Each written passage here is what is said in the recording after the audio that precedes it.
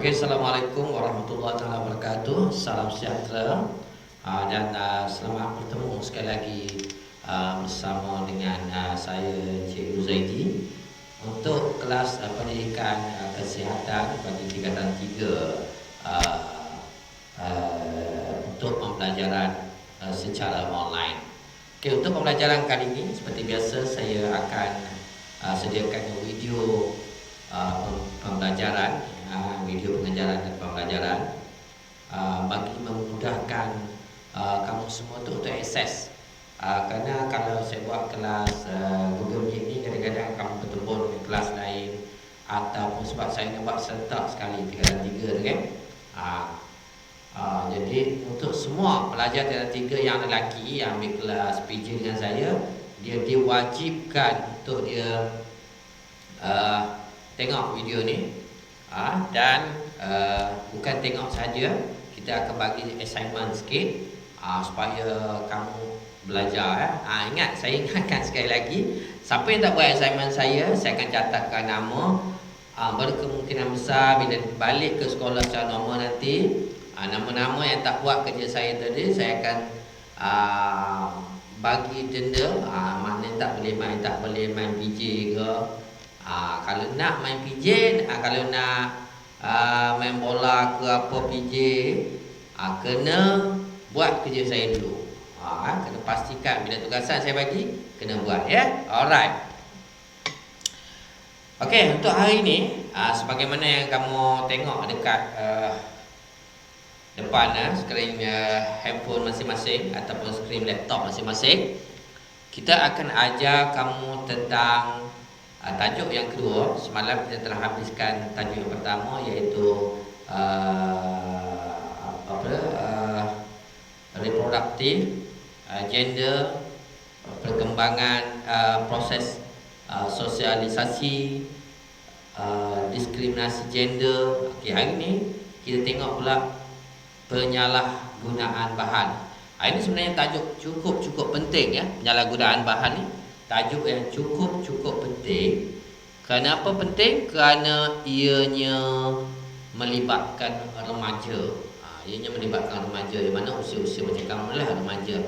Apa yang perlu kamu kena faham, apa bahan yang kamu tak boleh langsung, sama ada nak cuba ke, nak apa ke, tak boleh, kerana ia akan memberi impak yang negatif pada kamu semua. Alright.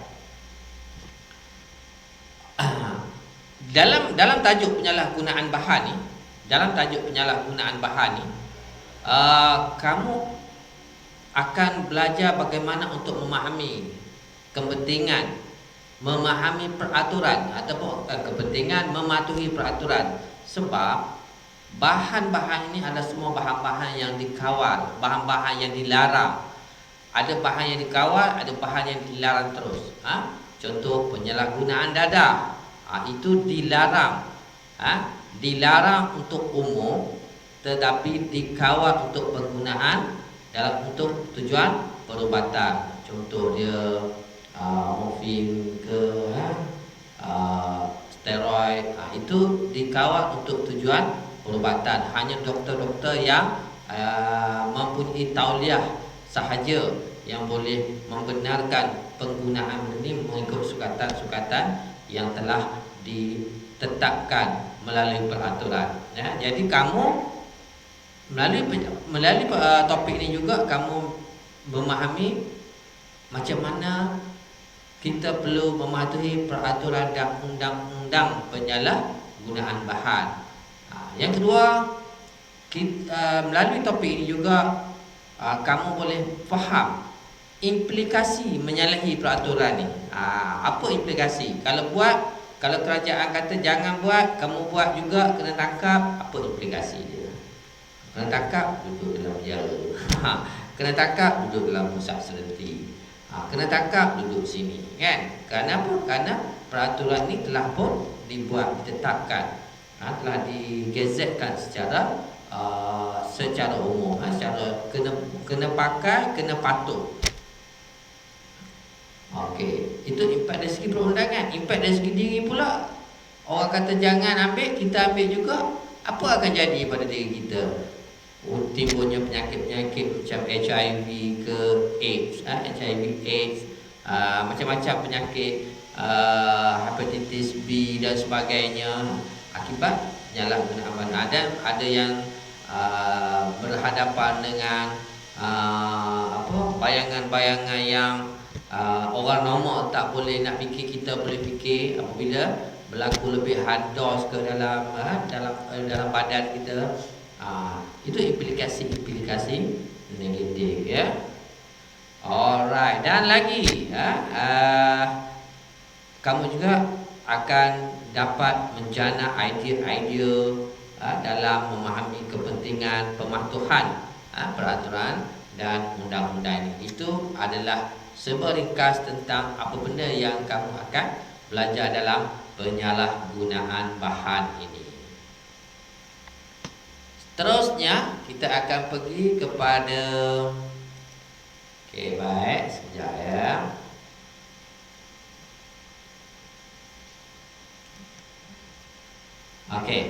Nampak ya? Penyalahgunaan bahan. Tak nampak, saya bawa sini sikit. Tak cukup, tak nampak kan? Penyalahgunaan bahan. Apa dia yang dikatakan penyalahgunaan bahan? Cuba tengok di situ, saya akan bacakan ya.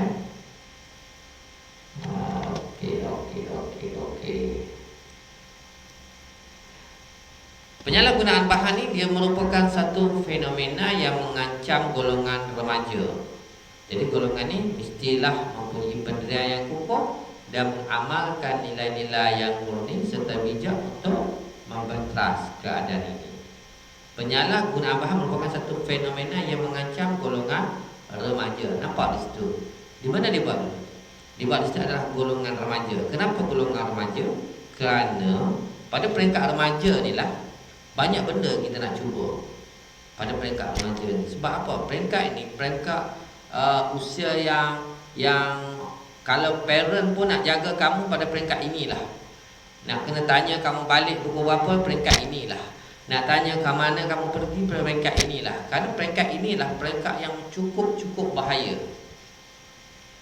Ramai orang gagal dalam hidup dia kerana silapnya pengemudian di peringkat ini. Bukan peringkat dah tua baru nak jadi jahat, tak.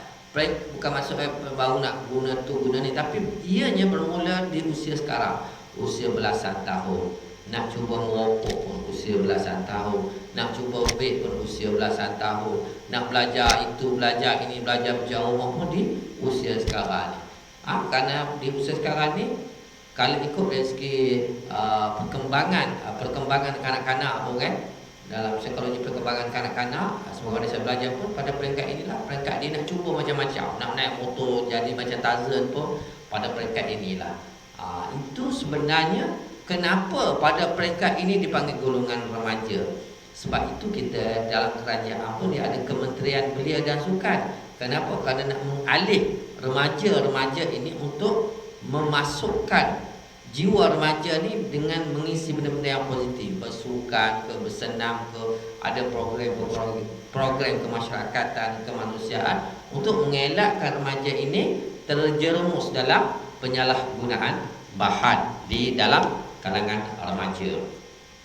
Itu yang pertama. Sebab itu dia kata penyalahgunaan bahan ini merupakan satu fenomena yang mengancam. Apa maksud mengancam? Mengancam maknanya remaja berisiko besar untuk menyalahgunakan bahan ni. Itu maksud dia mengancam kan. Sebab itu golongan ini mesti dididik dengan satu pendirian yang kukuh. Kerana apa? Untuk mengelakkan daripada terjerumus. Waktu ini kena tanam satu pendirian kukuh. Mesti ada prinsip yang mengamalkan nilai-nilai murni, prinsip yang selalu memikirkan perkara yang positif. Ambil contoh, tiba-tiba kita berkawan, kawan bagi rokok. Try lah. Kalau kita tidak ada prinsip dalam hidup kita untuk mengelakkan benda-benda negatif, kita kata okey, kita akan ambil. Bermula dengan satu sedutan, kita akan nak 2 sedutan, kemudian nak cuba lagi, kemudian beli sebatang, kemudian beli sebungkus. Tak cukup rokok, mulalah cuba benda-benda yang lain. Okey ya. Sebab itu kata apa-apa mesti bermula daripada situ dulu. Kerana di situlah kita akan lupa, lalai, leka, suka berseronok dan sebagainya, menyebabkan kita rasa makin lama makin selesa dengan benda yang kita ambil itu. Akhir sekali ia akan memberi mudarat kepada diri kita. Kena ingat, remaja ini mesti ada pendirian. Remaja ini mesti tahu apa benda yang tak sepatut diambil, apa yang sepatutnya apa yang sepatutnya tidak diambil, dan apa yang sepatutnya kita buat benda yang positif. Okey. Pintar memilih, berakhlak mulia. Alamak, pasal gelap lah ni. Okey. Pintar memilih, berakhlak mulia. Nampak di sini. Pintar memilih. Nak pilih apa? Pilih antara buruk dan baik. Itu kata pintar memilih. Kenapa dikatakan pintar? Kerana semua orang ada otak, semua orang ada pemikiran, tetapi bagaimana kita meletakkan pemikiran itu pada tempat yang betul. Memilih yang bagaimana? Memilih yang jahat ke, memilih yang baik ke? Alright. Berakhlak mulia. Berakhlak mulia iaitu mengamalkan nilai-nilai yang mulia dalam diri. Ada toleransi, ada sopan santun, mampu membuat benda-benda yang positif dengan baik, bersosial secara baik. Itu akhlak-akhlak, mengamalkan nilai-nilai akhlak yang mulia. Itu dari segi pintar selalu bagi faham apa dia pintar memilih, apa dia berakhlak yang mulia itu. Golongan remaja. Saya tengok sekejap ya. Tengok kat atas sikit. Nampak ya. Golongan remaja ialah golongan dalam lingkungan umur antara 13 hingga 18 tahun. Ini remaja. Lepas remaja apa dia? Belia remaja. Ini mengikut standard yang ditetapkan oleh standard yang telah ditetapkan oleh ramai orang, iaitu antara 13 tahun hingga 18 tahun remaja. Di usia ni kenapa dikatakan remaja? Baru nak naik lah. Kalau kita panggil istilah budak-budak baru nak up. Kan? Jadi 13 tahun tingkatan apa? Tingkatan 1. 18 tahun baru habis tingkatan 5. Dia seronok. Dia tak tahu, dia balik rumah, dia tak fikir dah tanggungjawab apa dia nak buat. Apa dia rasa seronok, bangun tidur nak rasa seronok, nak cuba tu cuba ni kan. Jadi kita panggil golongan remaja. Golongan ni dia merupakan golongan yang memegang pucuk pimpinan negara kita pada satu masa nanti. Yang kita nak bekalkan. Yang inilah yang kita nak bekalkan. Yang inilah yang kita nak didik daripada peringkat awal. Kamu nanti nak jadi apa? Kamu nanti nak jadi apa? Kamu nanti nak jadi apa? Kan? Di sinilah kita nak tapis. Nak tapis. Peringkat tingkatan 1 sampai 5 belajar habis SPM. Okey, tapis di situ. Yang minat sains pergi sains. Yang minat minat bidang kimia bagi kimia. Minat bidang seni bagi seni. Minat bidang elektromagnet bagi elektromagnet. Minat mekatronik bagi mekatronik. Engineering. Tapis. Kenapa? Kerana bagi satu kemahiran, bagi kemahiran untuk pada satu masa nanti dia boleh menyumbang kepada negara. Dia boleh menjadi pemimpin kepada negara. Dia boleh menjadi pemimpin kepada organisasi. Di peringkat mana? Peringkat remaja. Peringkat sekarang ni. Sebab itulah di peringkat sekarang ni kita nak kena jaga betul-betul. Kita nak kena jaga betul-betul supaya apa yang kita lenturkan menjadi buah yang baik. Apa yang kita nak bentukkan menjadi form yang baik. Begitulah juga manusia ya. Kerana mendidik manusia ini tidak seperti kita nak buat produk. Kerana manusia ini adalah suatu benda yang kena lenturkan, kena bagi pemahaman, kena didik secara berperingkat, kena ada orang yang mendidik juga, terutama guru-guru perlu ada kesabaran. Sampai ke tahap itu kita perlu meletakkan pendidikan ke dalam diri remaja itu ya. Kita mestilah mengambil inisiatif untuk melindungi diri remaja daripada ancaman penyalahgunaan dadah. Apa yang bentuk inisiatif tadi?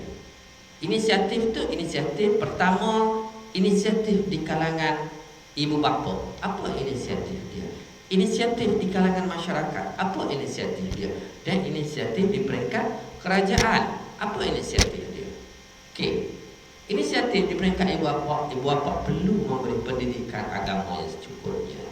Perlu mengambil berat tentang ke mana anak-anak kita pergi. Perlu mengambil berat tentang apa keperluan anak-anak yang boleh memberi mereka keselesaan, boleh memberi mereka supaya mereka ini tidak terhindar daripada benda-benda yang tidak elok.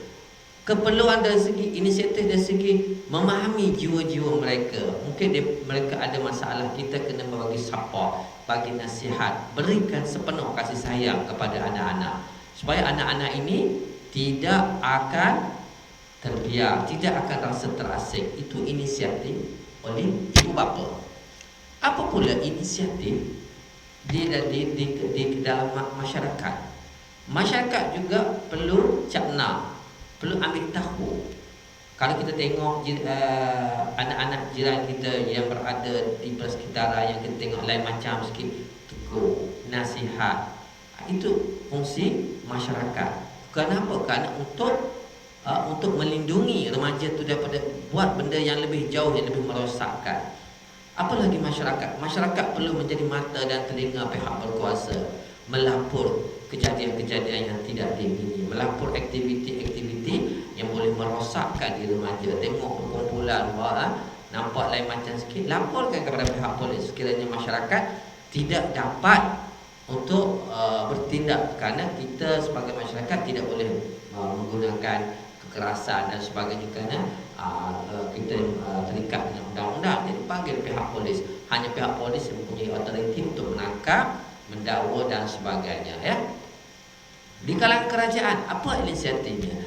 Kerajaan perlu menerbitkan kempen-kempen kesedaran, menganjurkan kempen-kempen kesedaran kepada golongan remaja tentang penyalahgunaan dadah, tentang penyalahgunaan bahan-bahan terlarang, tentang bahayanya bahan-bahan ini. Kempen-kempen ini boleh bekerjasama dengan Kementerian Kerajaan, Kementerian Kesihatan Malaysia, NGO yang ada di berapa ramai NGO yang boleh menyumbang tenaga yang tak perlu dibayar. NGO ni boleh berhubung dengan boleh pihak kerajaan mesti orang kata mesti sentiasa berhubung dengan masyarakat untuk mendapatkan apa benda yang boleh kita bagi di remaja ini, menghindarkan diri daripada penyalahgunaan. Dan kerajaan juga perlu mendengar rintihan-rintihan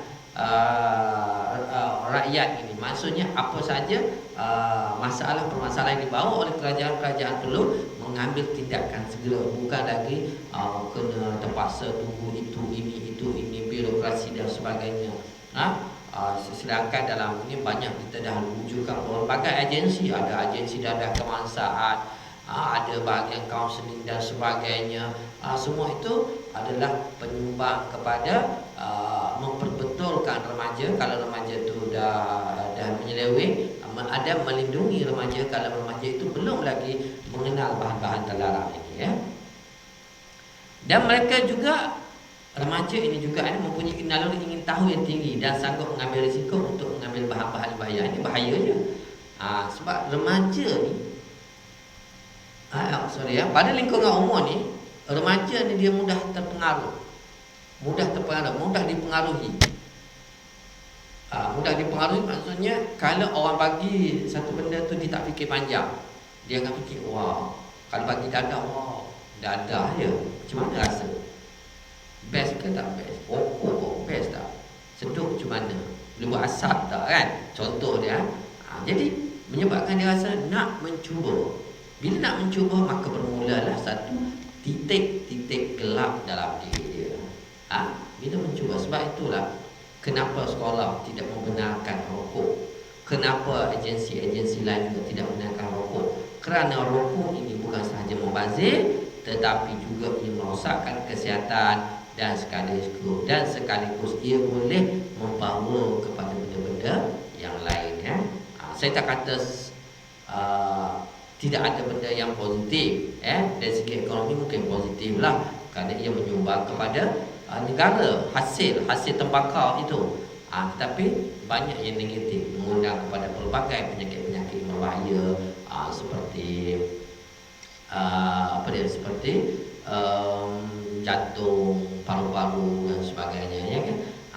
Yang kena ingat sekali lagi bahawa golongan remaja ini adalah golongan yang mempunyai naluri ingin tahu cepat. Dia tak suka delay dah. Kalau nak tahu cepat, pantang dicabar. Ini golongan remaja juga. Alang kau setakat rokok sebatang pun takut apa, hisap lah. Penakut lah kau. Dia mula dengar penakut, mula asal pelik. Dia pantang dicabar. Okay? Alright, seterusnya.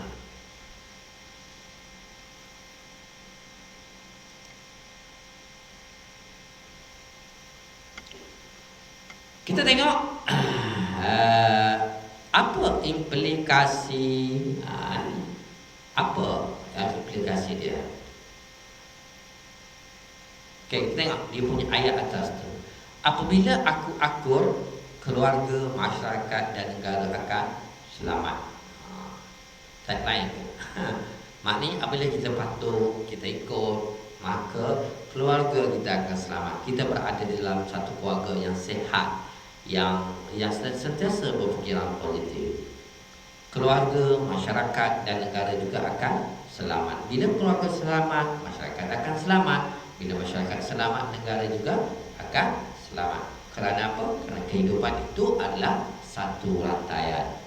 Okey, Persatuan Pembimbing Rakan Sebaya Sekolah Nurul Nasha telah menjemput pegawai Perhubungan Awam Polis di daerah mereka untuk memberi ceramah bertajuk Sekolah Penyayang.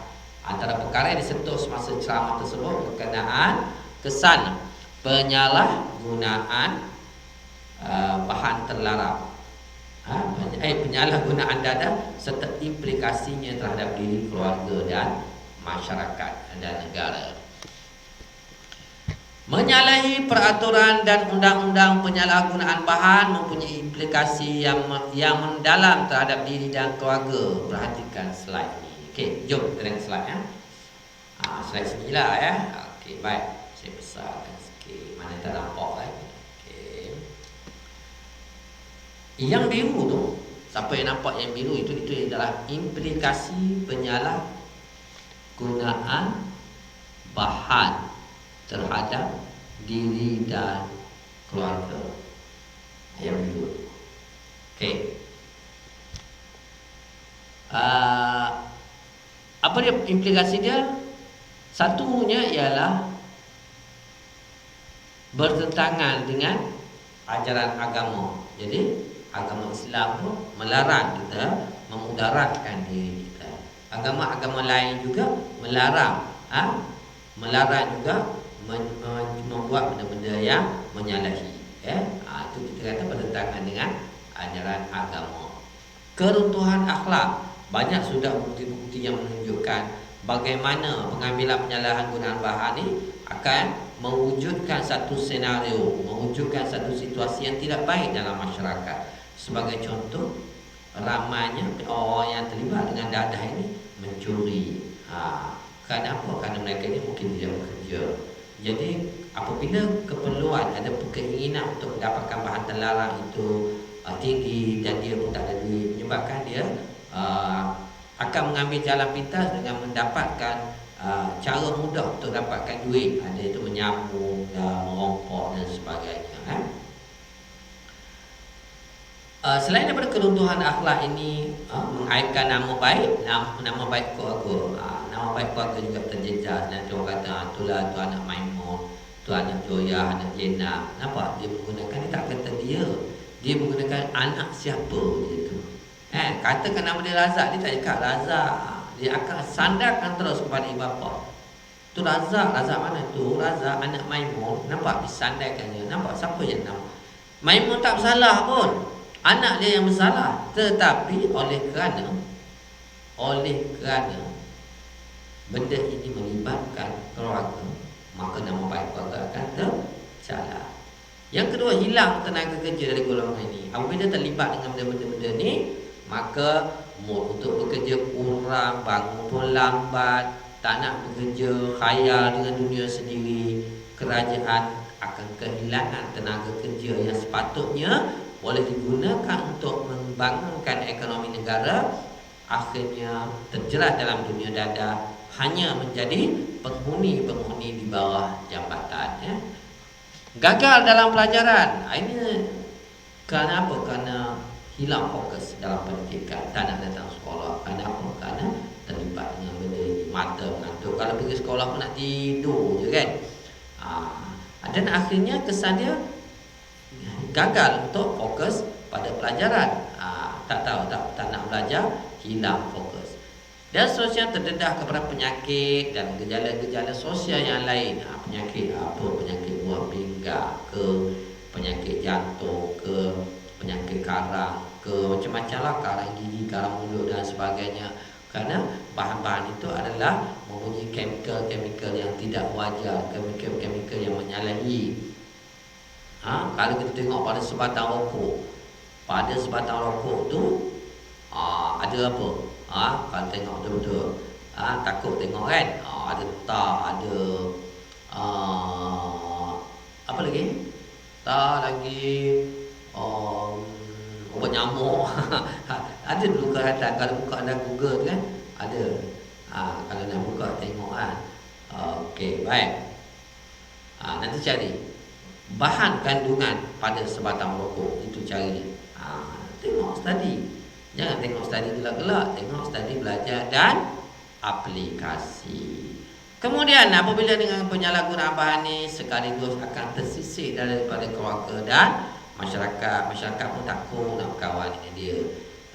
Takut nak bagi anak dia berkawan dengan orang tu. Kenapa takut? Anak dia terjerumus, menyebabkan kita akan rasa tersisih dalam masyarakat. Itu implikasinya. Okey, apa lagi? Okey, ini adalah papan informasi ini. Saya tengok sekejap. Okey. Nampak yang tak nampak, kita nampak ni. Implikasi penyalahgunaan bahan terhadap masyarakat dan negara. Tidak ada jelasasi pelapis. Ini macam tadilah, perubahan akhlak dan sebagainya. Tak ada apalah. Okey. Okey. Bagi banyak kan pening pula ya. Okey, tak apalah. Saya rasa tengok sikit lagi. Kalau ada sikit lagi dah. Yang ini saya ingat kalau boleh jadi kita pergi pada minggu depan dah. Hari esok ada ke? Esok dan jadual esok. Kalau ada, saya akan bagi video untuk seterusnya adalah esok, ya. Okey, itu saja untuk hari ini. Semoga kita berjumpa lagi. Terima kasih dan selamat mematuhi SOP yang ditetapkan oleh Kerajaan Malaysia. Terima kasih. Assalamualaikum dan salam sejahtera.